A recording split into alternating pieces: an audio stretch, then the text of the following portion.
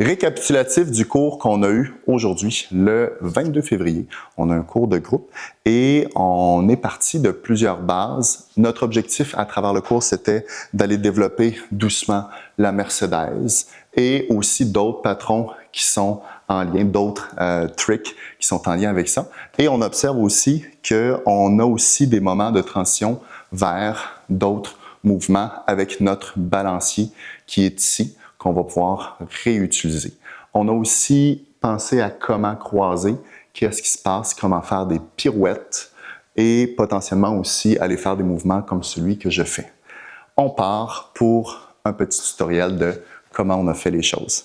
Sur ce, pour la Mercedes ici, la première des choses qu'on a été chercher, c'est qu'il y a un cercle par rapport à deux cercles.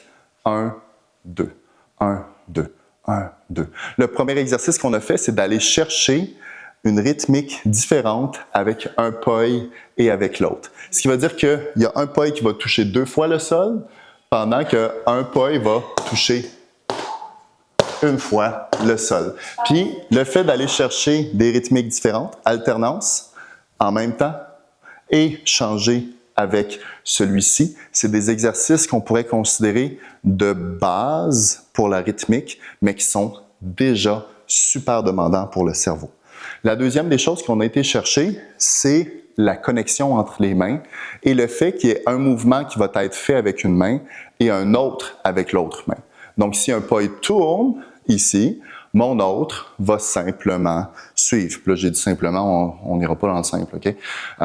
Donc, mon objectif, c'est de coller le plus possible les mains. On a le droit de tricher un peu au début. Juste le fait de se dire, mes mains sont alignées. À la caméra, vous le voyez clairement, c'est très distancé. Mais comment je fais juste pour aller ici? Commencer à suivre le poi pour aller chercher de l'ampleur. Dans ça, parce qu'on le sait qu'on va aller vers la Mercedes versus une triquetra, on a aussi été voir, attention, je reviens, le mouvement de la triquetra, ici. Normalement, c'est composé avec 2 cercles. 1, 2, 1, 2. Vous voyez que je compte mes cercles quand ça touche le sol. Je pourrais faire autre chose, mais là, je les compte lorsque ça touche le sol. Je vais en faire un qui va toucher le sol d'un côté, continuer, toucher le sol de l'autre côté. C'est pour ça que je comptais 1, 2, 1, 2. L'endroit où le poi va descendre sur le côté, c'est là où je peux avoir un monté. Boum. Ah, c'est intéressant. Donc, 1, 2, monte. 1, 2, monte. 1, 2, monte. Et doucement, je commence à créer ma triquetra avec ce ressenti-là. 1, 2, monte. 1, 2, monte. Ça, c'est lorsque je le fais avec un bras pleine extension, mais ça peut commencer juste ici. 1, 2, un ressenti de montée. Monte. Puis je rappelle que lorsque le pas descend sur le côté, c'est après ce cercle-là que ça va monter. On veut commencer à travailler la Mercedes. Peut-être qu'au début, ça pourrait être intéressant de faire la forme juste ici de la triquetra. Mais on n'est pas obligé. On pourrait aussi essayer d'aller se dire que c'est pas trop grave. Je vais essayer de faire juste une extension alors que l'autre pas, il va faire 2. 1, 2, 1, 2, 1, 2, 1, 2. Et de voir où est-ce que ma main, elle passe. Donc là, j'ai une dissociation entre une main et l'autre. 2, 1, 2, 1, 2. Hey, je vais commencer à la suivre un peu. Qu'est-ce qui se passe? Un cercle, 2 cercles, un cercle, 2 cercles, un cercle, 2 cercles. Oh, peut-être. Ça ressemble un peu à une Mercedes. Et juste le fait de travailler la conscience de c'est quand que je dois être en avant avec ce bras-là et c'est quand que je dois être en arrière avec ce bras-là, ça va aider. Théoriquement, lorsque je passe, au début, mon pas est en avant. Vous voyez que moi, mon pas, il descend vers le côté ici. Ça se peut que ça soit différent pour vous. 1. Et là, de l'autre côté, mon pas est en arrière. Lorsque je redescends. En avant, en arrière, en avant, en arrière. Je parle bien sûr du pas qui est en extension. Dans les choses qui sont super intéressantes ici, on travaille vraiment le concept du bras qui s'extensionne et un poignet. C'est vraiment la dissociation entre les deux. Le bras qui s'extensionne et le poignet. Moi, là, regardez, je prends le poil comme ça. Faites pas ça, là, c'est pas bon. Mais c'est juste pour dire qu'il n'y a pas de mouvement de poignet qui est là. Mon mouvement est ici, extension.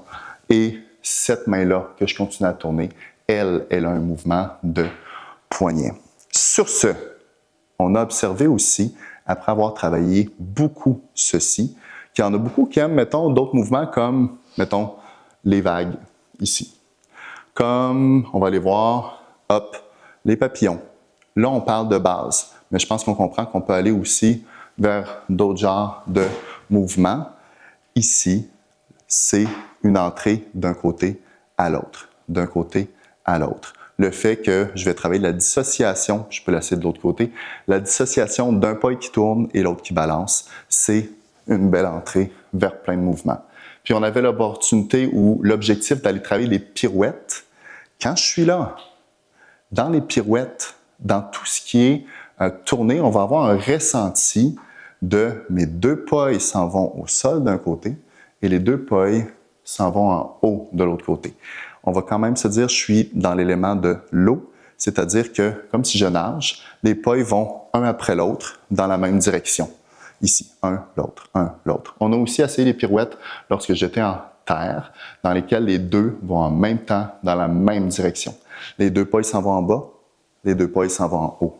Puis ça peut être déjà une belle façon de travailler des pirouettes, parce qu'on n'est pas obligé de dire « Ouais, je fais tout de suite ma pirouette ». Le problème, c'est qu'on va commencer à induire dans le cerveau des patterns qui sont peut-être pas les bons, puis on sera plus capable d'être conscient c'est quoi cette affaire-là. Clin d'œil. Donc, quand je suis ici, pour aller induire vraiment le bon pattern, mes pas ils vont descendre en avant de moi. Tu sais, c'est comme s'ils descendaient ici. Je ne suis pas obligé de les faire tourner. Descendre pour monter. Et là, quand ils vont monter, je ne suis pas obligé de les faire tourner. Ah, OK, cool. Ils vont monter en avant en arc-en-ciel pour redescendre. Si on le fait, un après l'autre, descendre pour remonter, monter pour redescendre. Ce qui est important, je vais suivre surtout, puis ça s'applique encore plus lorsque je suis en alternance, en eau, je vais suivre la main du côté que je m'en vais. Mettons, je suis ici, j'alterne mes pailles. Cette main-là, je vais tourner vers ce côté-là. C'est elle que je suis. Elle descend. Donc, si je suis ici, bon, allô. Après ça, si mes pailles, c'est lui qui monte, cette main-là, que je viens juste de wrapper le paille. S'il monte, c'est lui que je suis pour aller vers l'autre côté. Et toutes les pirouettes, la seule chose, c'est que là, j'ai fait un 180. Descend d'un côté, monte de l'autre. Si je n'ai pas de cercle supplémentaire, donc ici, descend, cercle supplémentaire, monte, ça va créer une pirouette. Descend, monte, pirouette. Descend, monte, pirouette. Les pirouettes peuvent être intégrées dans tous les mouvements. Et on voulait savoir qu'est-ce qui se passe lorsque j'ai les bras croisés. C'est la même chose, sauf que c'est contre-intuitif parce que ici, lorsque je croise mes bras, normalement, mon cerveau du côté droit contrôle mon bras droit. Mais je ne suis pas habitué que mon bras droit soit à droite. Là, il est rendu, théoriquement, il est tout le temps à gauche. Il est à côté de mon corps. Fait que c'est ça qui devient un bon défi. Puis en plus, j'ai vraiment la gestion des poignets. Ici, j'alterne mes poignets, mais lorsque je vais faire le mouvement, je me place de côté. Vous voyez que mes poignets sont actifs, mais aussitôt que je commence le mouvement, c'est plus les poignets que je suis. C'est le mouvement du corps qui suit. Là, ici, le pas descend devant de moi, qui suit le mouvement de descente.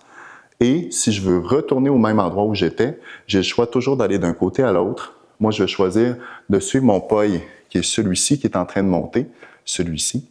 Je vais suivre le mouvement du paille, donc c'est tout mon corps qui va suivre ce mouvement-là.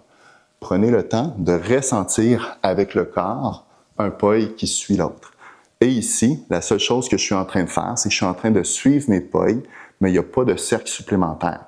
L'exercice de base, prendre le temps, descendre. Le pas, il monte, je vais le suivre, monte, monte. Et si je veux aller vers une pirouette, peu importe le mouvement, je vais ressentir descend, descend, monte, monte. Et je vais revenir à mon mouvement de base. Je pourrais l'appliquer dans tout. Les vagues à 3, c'est un bon classique. Je vais garder près de moi. Aussitôt que je croise, descend, descend, monte, monte. Et je reviens. Puis ce qui est intéressant, je vais vous le montrer, vous allez voir, Je vais être ici, je vais bloquer mes bras, je vais sentir le descend, descend, monte, monte, et je vais revenir dans la même position. Je vais bloquer les bras ici, attention, je vais au prochain, descend, descend, monte, monte, je suis encore dans la même position en arrivant. Ça serait l'objectif. Puis bien sûr, ça peut se faire sur tous vos mouvements préférés. Oui! Etc.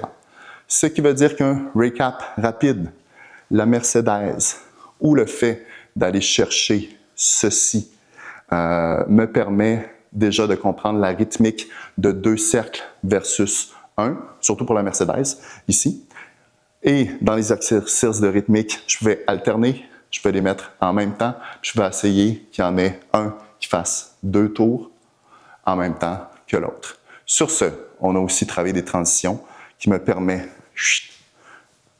d'aller, en faisant un balancier, choisir n'importe quel mouvement et les transitionner. Aller chercher mon état de balancier, qui pourrait être avec l'autre pas et d'ailleurs. Et juste les mouvements de balancier peuvent aussi parfois être des mouvements en tant que tels. Vous pouvez vous amuser avec ça. Et on a travaillé tout ce qui est collé sur le corps. Puis là, je viens juste de le faire en opposé split. C'est aussi possible, je vais juste le dire. Qui sont un peu plus touchés. Un peu plus touchés pour ceux-là. Une chose que je n'ai pas marquée, que je n'ai pas mentionnée, c'est qu'on a beaucoup travaillé, c'est pour ceux qui sont en train de débuter, là je le dis à la fin, il faudrait que je le dise là, au début, mais pour ceux qui sont en train de débuter, souvent, vous allez remarquer que ça va toucher les jambes. Le poignet va passer vers le haut, vers le haut, vers le haut, vers le haut, vers le haut, vers le haut. Puis ça, c'est quelque chose qui est super important si vous travaillez vos flaires. Le ressenti du poignet qui va vers le haut, ça va corriger énormément votre alignement. Donc, souvent, le poil va être ici, va toucher les jambes, va être un petit peu en 45 degrés, vers le haut, vers le haut, vers le haut, vers le haut, vers le haut. Il faut que vous ressentiez ce mouvement-là. Sur ce, théoriquement, c'est terminé, mais je vais aller voir s'il y a des choses que je n'ai pas dit, parce que j'ai des personnes qui sont avec moi aussi. Y avait-il des choses que je n'ai pas dit? Ça résume bien. Fait que voici un... Oui, vas-y, vas-y. Moi, il y avait un truc que je t'avais montré un matin, pour se frapper le visage. Regarder les mains un peu plus Ah oui. la tête. Ça, c'est une dégueulasse.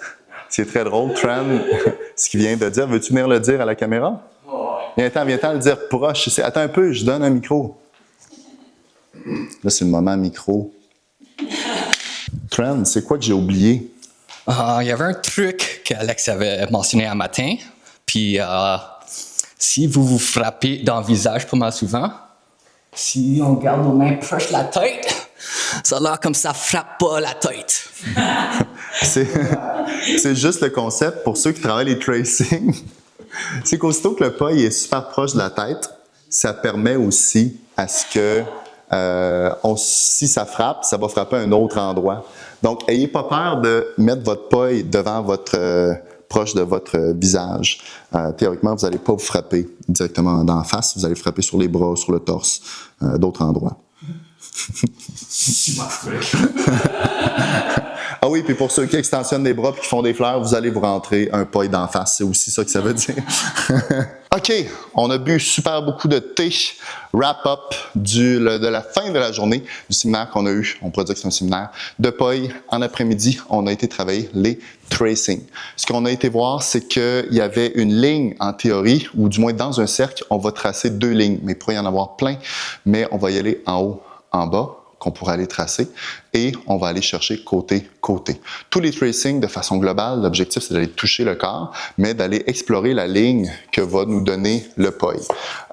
Ce qu'on va pouvoir aller regarder, ou ce qu'on a proposé au début, c'est un petit exercice que vous pouvez faire à la maison, c'est d'aller chercher une partie du corps. Par exemple, moi, je suis ici, je me dis, je vais tracer là, ici, puis je vais sortir à la tête. Donc, hop, donc, ça ici, ça pourrait être un tracing. Désolé pour le son, mais des fois ça passe, puis des fois ça passe pas. Donc, essayez d'aller observer c'est quoi les lignes que vous pourriez aller utiliser, peu importe. C'est juste que le tracing, le concept, c'est que le corps va se toucher, ou la main va toucher le corps en tournant le POI. Pour ça, ce qu'on a dit, c'est qu'il y avait une bonne dissociation avec les doigts, puis le fait de contrôler, de contrôler le mouvement du POI avec seulement les doigts, c'est vraiment ça qui est un défi. parce que notre main va toucher le corps alors que les doigts, eux, vont gérer la rotation. Mais ce qui est aussi vrai, c'est qu'il y a un deuxième mouvement qui va gérer la rotation, qui est le fait que mon corps, ma main, va bouger dans des directions. Et si ma main bouge correctement dans les directions, mes doigts n'ont pas beaucoup à faire quelque chose. Donc, c'est comme les deux. Mes doigts vont aider, mais le mouvement en haut en bas ou côté-côté vont aider pour un tracing. On a vu des concepts d'un tracing en boîte. Qu'est-ce que c'est? J'ai ma boîte au niveau de la cage thoracique. On en a vu deux principalement. Je commence à faire le premier ici.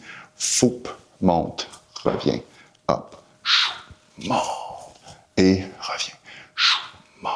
Il y a ça aussi que tu peux aller chercher par la fin. OK. Je regardais Tran. Wow! Il y a celui-là que tu peux aller t'amuser. Et on a vu aussi simplement d'aller chercher la boîte en avant avec l'autre paille qui va faire presque rien. Foum, foum, foum, foum. Yeah! L'objectif, c'est d'aller comprendre que ici, lorsque mon paille descend sur le côté, je vais commencer en mettant mon pouce vers le bas. Je vais faire un tracing qui va monter, glisser, descendre, glisser.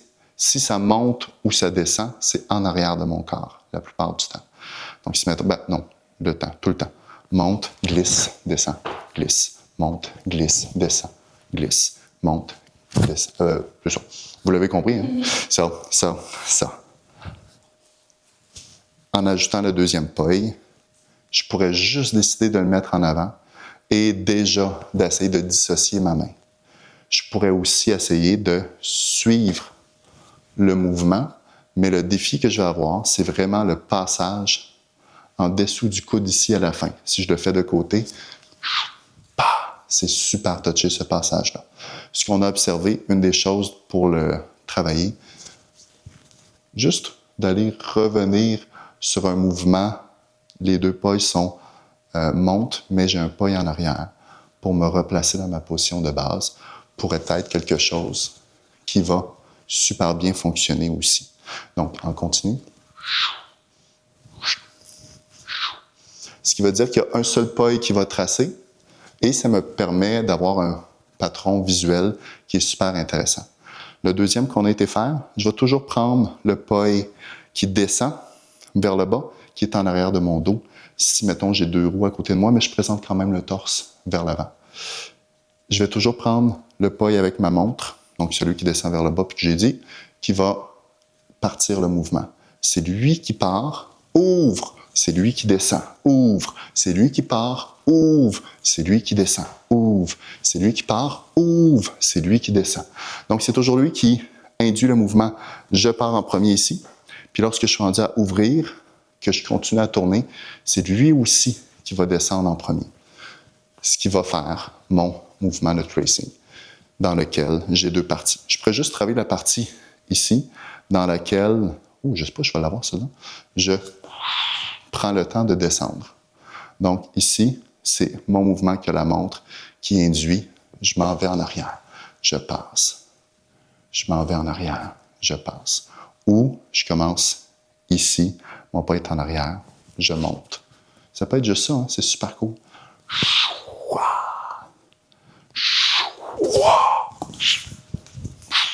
Voilà. Ah non, on avait parlé aussi de ça. Rapper. Ou du monde rapper. Ou quand les pailles ils descendent, attends un peu, quand les pailles montent, rap, plus petit, pour faire des mouvements. Et quand mes pailles vont descendre de l'autre côté, je peux aller chercher ça. Mais il y a aussi d'autres petits trucs, c'est les mains par en avant, pour aller chercher. Ils peuvent aussi bien fonctionner. Puis si vous lâchez votre paille, ça ne marchera pas.